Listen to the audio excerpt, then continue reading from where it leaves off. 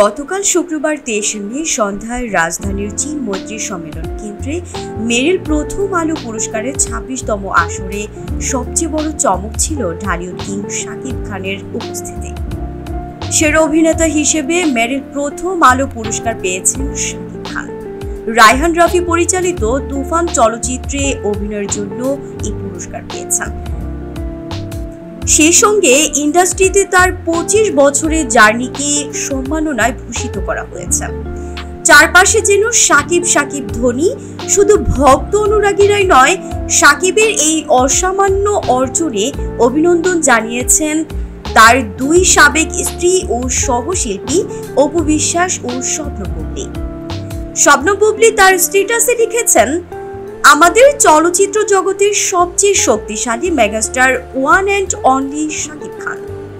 বাংলা চলচ্চিত্রে যিনি 25 বছর ধরে অবদান রেখে চলেছেন, মেরিল প্রথম আলো পুরস্কার থেকে বিশেষ সম্মাননা পাওয়ায় অনেক বেশি অভিনন্দন।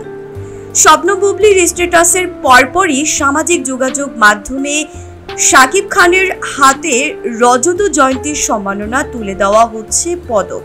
এমন একটি ছবি পোস্ট করে অপু বিশ্বাস ক্যাপশনে লিখেছেন, অভিনন্দন মাই কিং শাকিব খান।